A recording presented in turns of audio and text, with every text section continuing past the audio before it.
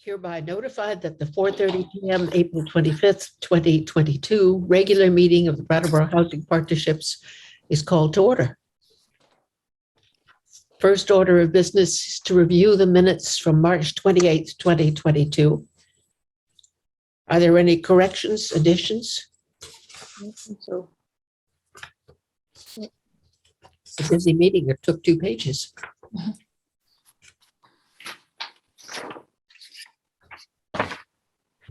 I move that they be accepted. Thank you. Is there a second? I second. All those in favor, please raise your hand. Aye. Any opposed or abstaining? No. Approved. Resident and citizen participation. We don't have anybody on Zoom who isn't either a leader or a member of the board. So the next thing is to open the public hearing on the HUD capital and annual 5-year 2022 plans. And we had discussed this in a previous meeting. This is the capital fund plan. So this is Capital a little different in that it is so we only have one property left that is Melrose Terrace, which Right. receives capital fund money. So this is money specifically for that. And so we need to create a plan which outlines where this money is going to be spent. It's relatively easy because we don't have anything here, because most of it is going to the ongoing FEMA project, and anything else would go to looking at, the feasibility of doing some work primarily on the main building where the BHP offices are. Well, I was seeing exterior work, for instance, in year 3 for BHP offices. And so we have to submit a 1-year and a 5-year plan together for the capital fund. And so this may edit, we may change this. And as time goes on, we might say that we'd like to allocate this money somewhere else, but it can't be spent on any other properties. It has to be spent only at Melrose Terrace because that's the only public housing property we have left. Any questions? Any comments? It was well presented. Thanks. I'm sorry it's so hard to read. It's really hard to get off of the program. So we tried to do the best we could, but it's a little challenging. It was okay. So there is a potential motion to accept as HUD's capital and annual 5-year 2022 plans presented or with changes. Do I hear a motion if there are no further questions? I so move. Thank you, Byron. I'll second. Okay. All those in favor, please raise your hand. Opposed, abstaining? Passed 4-0. Could I ask a general Yes, question about capital planning? Yes. Who does that regularly for all our properties? So it's all different. So depending on which housing site. So for the RAD properties, we had a capital needs assessment completed. And so we do the capital, we base it on the capital needs assessment. And I work on that with the property management and the maintenance team to decide what items need to get done. We know which items need to get done per year, and then we decide on the rest of the pieces for the rest of the year. And then for the other properties, we have capital plans for our capital needs assessments for Red Clover Commons, A.W. Richards, and Red Clover Commons 2, and we have a maintenance plan. And so it follows those rules, and we work with Evernorth to make sure that we're meeting the things that we need to do, to make sure that we're doing the things that we need to do every year. Byron, do you need a translation of RAD, rental assistance demonstration? No. Okay, good. Thank you. You're welcome. Does that answer your question? Yes, Great. I wondered if Evernorth was involved. Mhm. Anything that we are doing with the Vermont State Housing Authority, I think involves that. Am I right on that, Christine? So Vermont State Housing Authority works with us on Red Clover Commons because they offer the voucher for that building. But Evernorth is our partner owner in A.W. Richards, Red Clover Commons, and Red Clover Commons too. So ready for a COVID-19 update. Yes, so we have begun to allow some more programming on sites. We've increased our programming. You'll see that in the SASH report. And we are just starting to allow programming with some food and drink, with some precautions taken in place, just that things have to be plated separately and that people need to use precautions. And so we are starting to allow that because we found that the social isolation is so detrimental to many of our residents. And we have been pretty cautious on staff. We went back to masking everywhere, but starting tomorrow, we'll allow staff to not mask in the office or in common areas, but will mask when they meet with residents in small spaces or their apartments. And I know we have staff who are ill. Mhm. Any updates on how they are?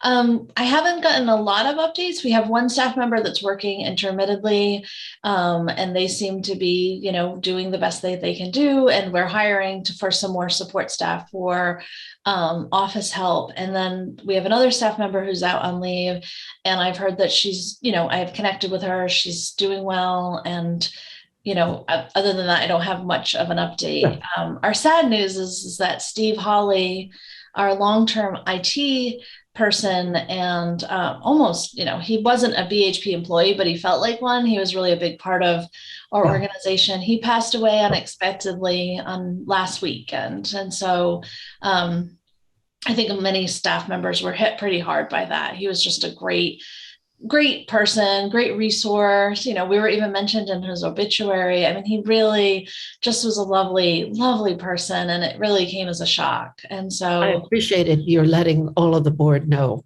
yeah. Some people may have added something to his widow and his daughter. Yeah, good. Well, thank you.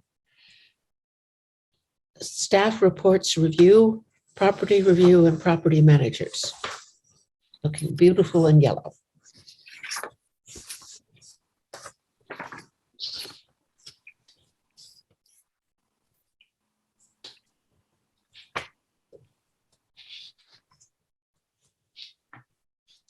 One thing to note, we had no move outs this month. I don't think that's ever happened. We had nobody move out last month at all. So that's something. We had no one move out. We had nobody leave. We had a few people moving in because we had some vacancies, but we had no move outs last month. The percent collected continues to fluctuate.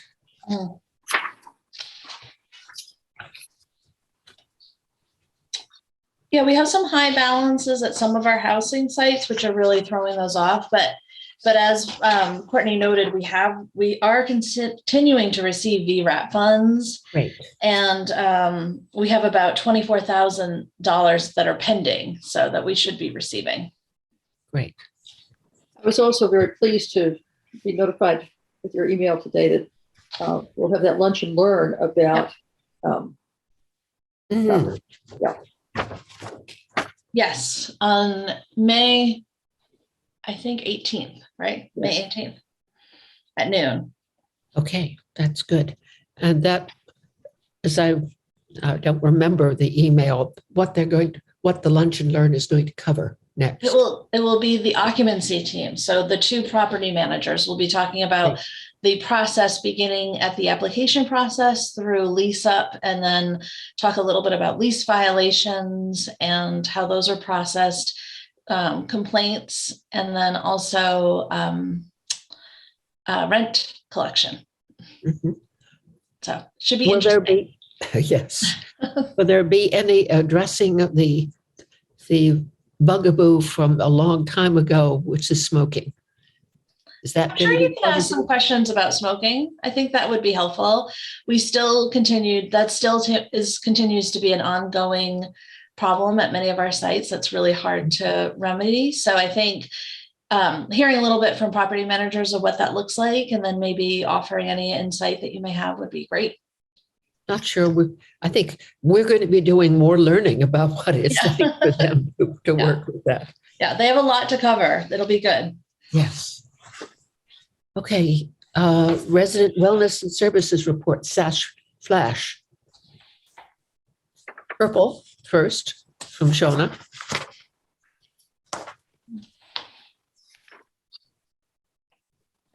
So the one thing I'll note is that they just are really starting to increase their programming. They have been doing, they have bone builders that have now started at 2 sites. They are starting with gardening projects. Everyone Eats deliveries is still continuing at Red Clover Commons, 1 and 2.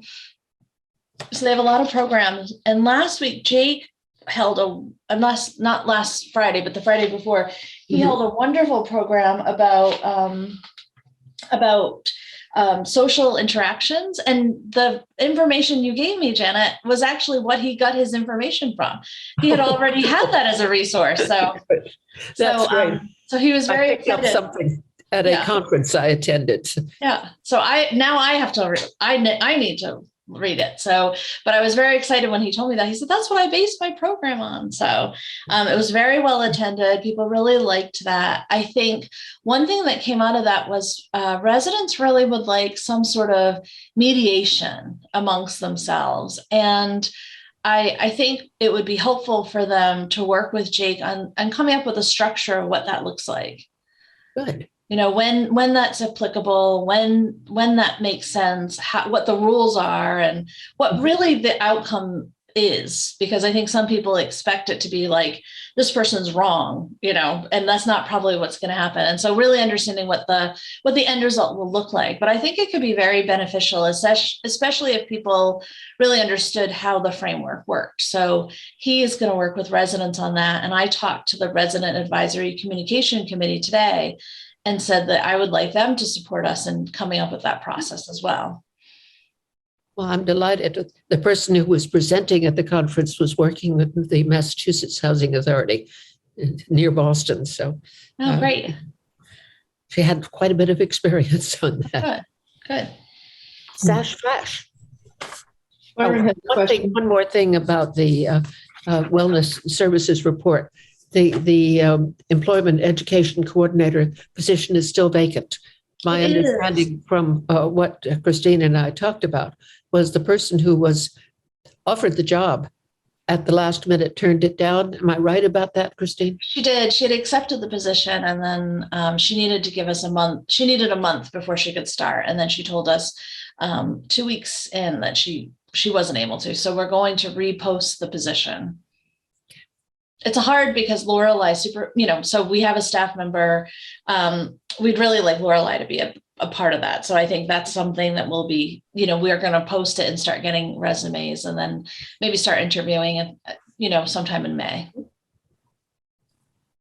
And whoever is doing your printing on things like this, it is just lovely. Shauna, she's an expert. She's wonderful. Okay.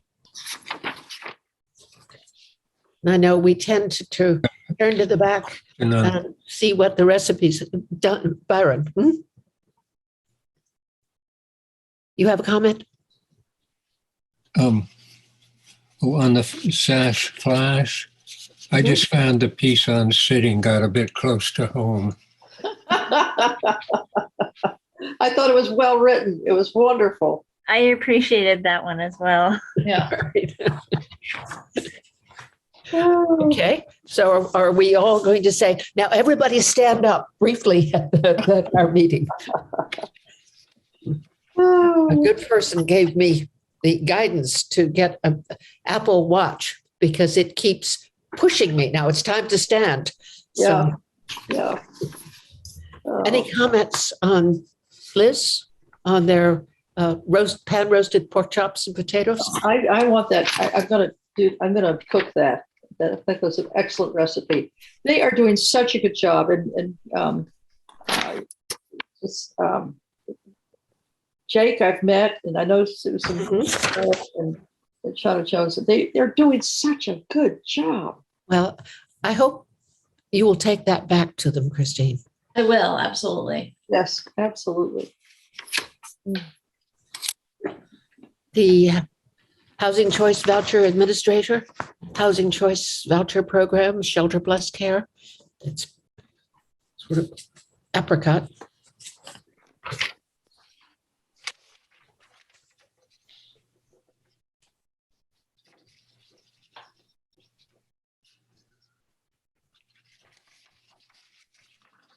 So I think then one thing to note is, so I know we talked a little bit about the Transitions to Housing program. So because of the CARES Act funding and the VRAP funding, it really doesn't, so the Department of Economic Services really, we met with them and they really think that this program right now really needs to step aside and allow the other programs to proceed because there's all this additional funding in these other places. And so we do understand that. However, because this model was so successful and it actually was replicated in other parts of the state, we would really like to continue some form of that model. And so we are talking with Winston Prouty Center about potentially supporting them if they applied and then doing some of the administrative work. So we're in the process of looking at that. And so hopefully that will be a partnership if it makes sense for them to apply. It's very nice thinking. Mm-hmm. I'm intrigued with the idea of more, I won't say tentacles, but more opportunities for us to reach out and collaborate with local organizations. Yeah.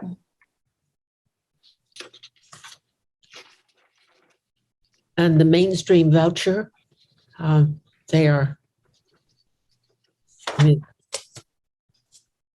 I was noticing at the very top that they've reopened the mainstream voucher wait lists on the 4th and received a few applications to date. So they have 15 housing choice vouchers issued with folks searching in a very challenging time. Right.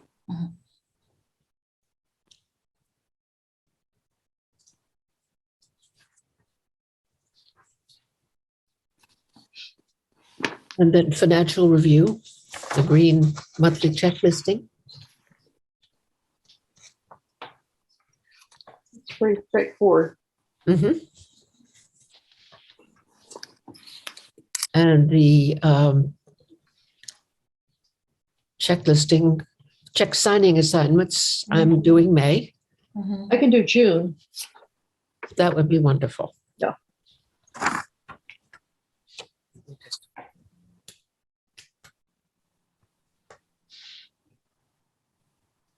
And I'm remiss in not saying that Donna is not with us because she wasn't feeling well today, and she is going to be resigning at the end of her first term because her doctor has said she's got to take some load off her plate. Right. So she has made contact with somebody in the bank who is interested. That's So wonderful. I'm hoping that this is be an opportunity to institute the board orientation and preliminary orientation committee to work with this person from the bank, because it sounds as if it would be a very good connection. So wasn't on the agenda, but I wanted to comment on it. Board business, the board orientation committee. So we will report out on that as well, because we did have some information to report out on. Well, it's time for that. Would you like to? Okay, Byron or Liz, would you like to report out on what the committee has been working on? I'd like to.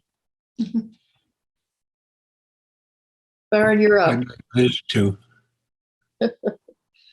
Well, we had the meeting with Patrick, and he was very amenable to considering our suggestions of any applicant having an informational meeting with the chair and the executive director to learn more about what we do, so they have an informed decision about the furthering their application.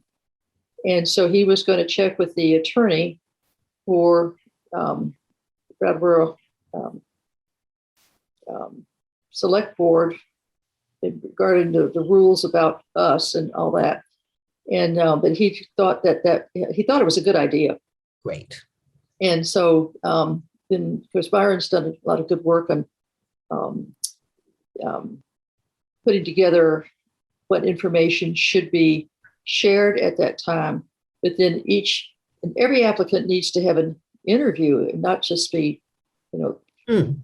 So Byron very clearly presented his experience, and it was all very well received. I thought, Byron, you go ahead and fill in the gaps. Well, I think you did it. We're looking forward to hearing back from him. And we need to update information regardless for the town website. So we'll be working, Liz has drafted up some information. So we'll be working on that as well to get that to them next. Well, So the fact that we're happy to have a 20 to 30 minute, they say 20 minutes, I'm adding the 30 minutes interview with any applicant to receive information. And then they will make the decision about who they want to recommend to us. But at least the applicants will know what they're getting into. Yep, that's great. sounds wonderful. And the next piece of that is the Brattleboro Housing Opportunities, Inc. update. Well, I will say that we've shelved it a little bit. I'm still waiting for some information from the insurance companies because they're now having a hard time. They're now saying that it may actually fall under our BHA policy, and so they're still doing additional research with the underwriters. And Alicia and I are going to meet this Friday to go over some additional information. We really haven't had a chance. I'll be honest, I haven't had a chance this month to focus on that. So we will be meeting to talk about that as well. Although I did share information with our resident advisory communication committee today and say that we would like to have a resident be on that board. And so for them to think about that. So that was shared with them today. Any thoughts further from you, Alicia? We just checked in this past Friday about it, and we're going to talk about it more this coming Friday. And we have a little bit of a list of people that we'd like to reach out to once we have a description of what exactly we're looking for finalized. So that's going to be our next step, is to finalize the description. Mm-hmm. Sounds wonderful. Okay. I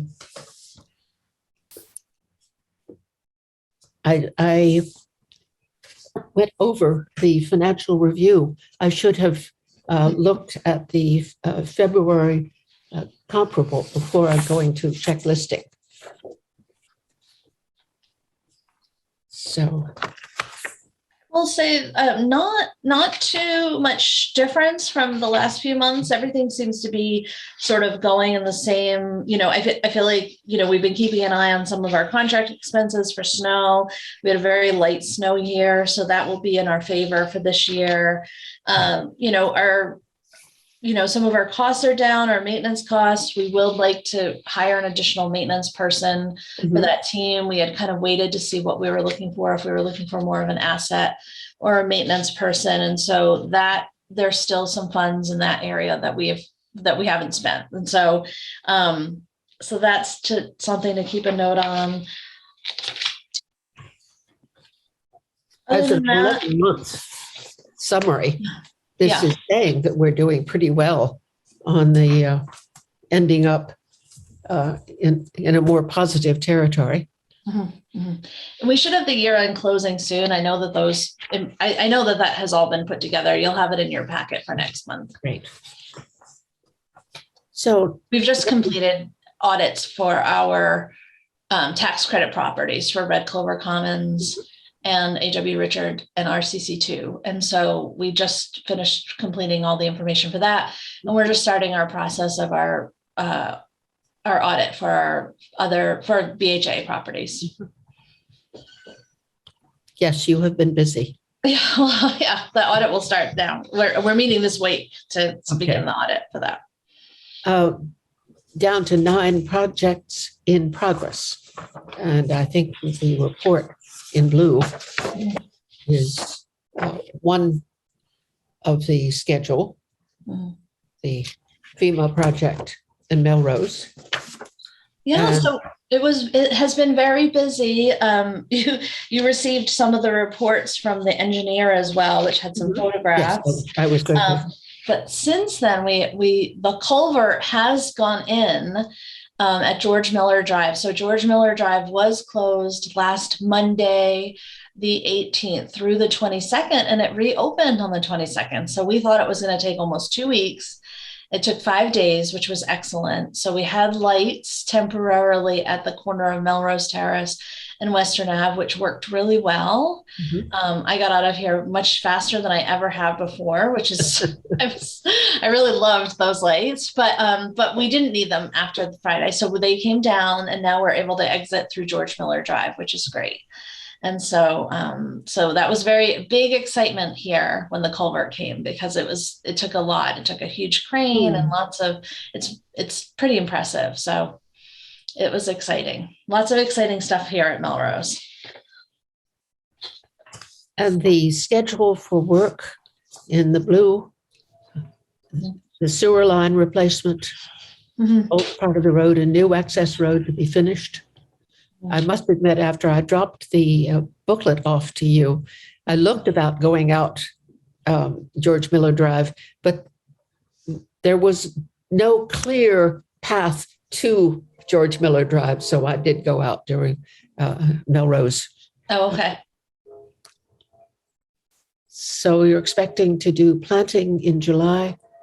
And is there a kind of celebration planned for the end of that work?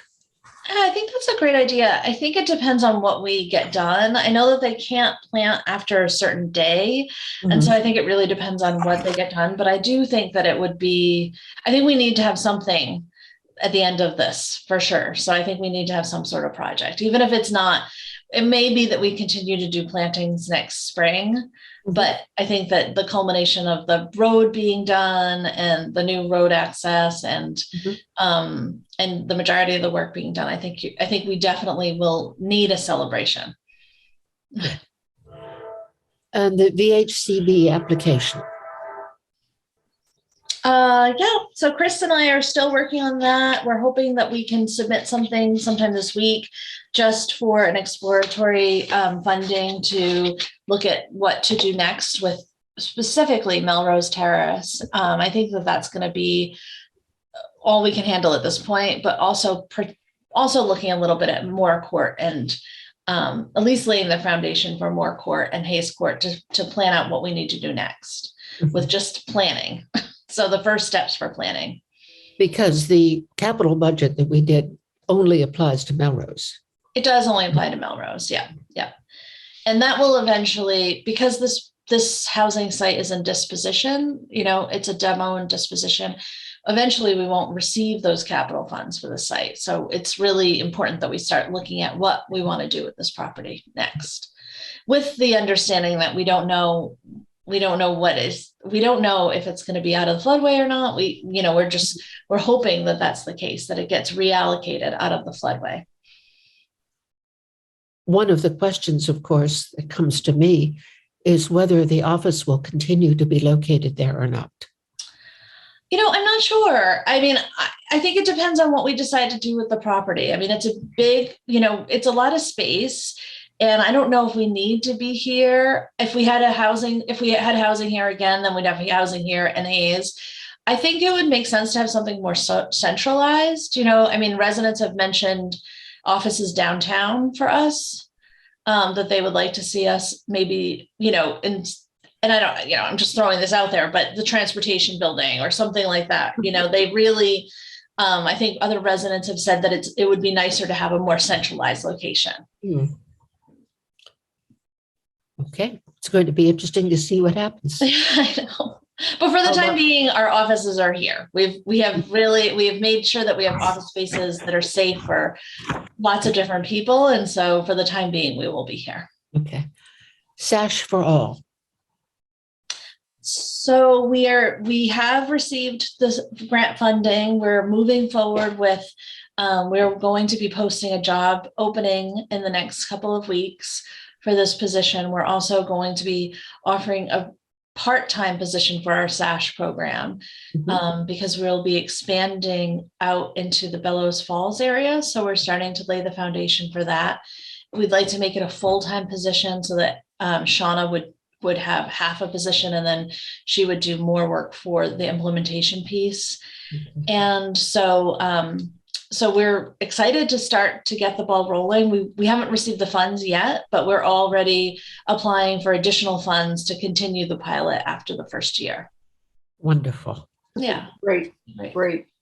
Remembering the difficulty we had in finding an RN, are we going to have that as a concern, or will the current RN, Suzanne Shapiro, be able to cover that as well? I'm not sure if she will. And Wyndham Windsor Housing Trust will also be hiring a part-time RN. So it may make sense for us to share a full-time position. So that's what we're exploring at this point. Okay. Great.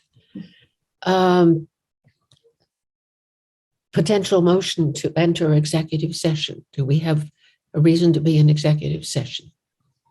We do, just to talk about legal issues that impact BHP that are about specific people. So we can't talk about it openly. So may I have a motion to enter executive session, please? Moved. Thank you, Alicia. A second from Liz. All those in favor, please raise a hand. Okay. We will